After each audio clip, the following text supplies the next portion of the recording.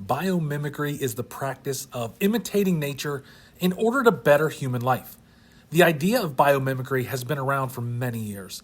For example, our ancestors watched the birds of the sky and began to conjure ways in which humans might also learn to fly. Today, watching how animals leap, dive, swim, or hang has given us working models for inventions that can be put to good use in the 21st century, especially in the area of human transportation, like we talked about with the kingfisher and the bullet train in Japan. Let me give you a few other examples of biomimicry and nature. Sharkskin-inspired swimsuits received a lot of media attention during the 2008 Summer Olympics, especially when the spotlight was shining on Michael Phelps. Under an electron microscope, sharkskin is made up of countless overlapping scales called dermal denticles, or little skin teeth. The denticles have grooves running down their length, making the water pass by faster. In fact, so fast that these swimsuits have now been outlawed and you cannot use them in competition anymore. How about Velcro that you probably had on your shoes before you learned how to tie them? Velcro was invented by a Swiss engineer in 1941 after he removed burrs from his dog after taking a walk. After taking a closer look, he wanted to see how they worked. The small hooks found at the end of the burrs inspired him to create Velcro, which we know and love for all kinds of reasons today. How about a whale turbine? In 2004, scientists discovered the bumps at the front edge of a whale fin greatly increased its efficiency, reducing drag by 32% and increasing lift by 8%. Companies started applying this idea to wind turbine blades, cooling fans, airplane wings, and propellers.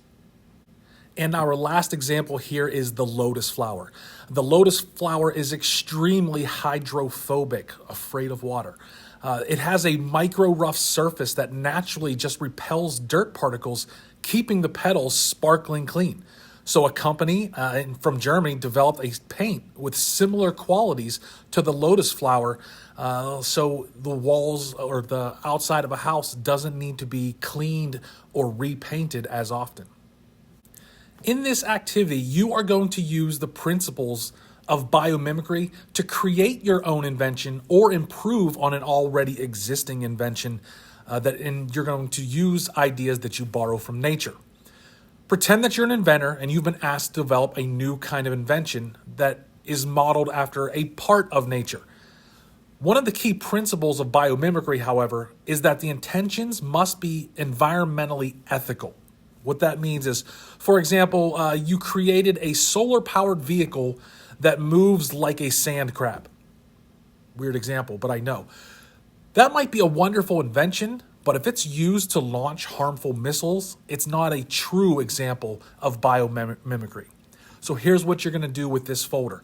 Watch the videos about biomimicry and research some other examples of biomimicry. Get your creative juices flowing. Complete the following page, or complete the page that's in the folder called Biomimicry Handout, Inventor's Worksheet. What I want you to do with that is to plan out and explain what your invention is and what part of nature that you're taking your invention from. After that, I would like you to design on the next page after the Inventor's Worksheet. Design with color, neatly, and make sure it has a lot of different labels what your invention looks like. I hope you have some fun with this. I'm really looking forward to seeing what you invent and which part of nature you use.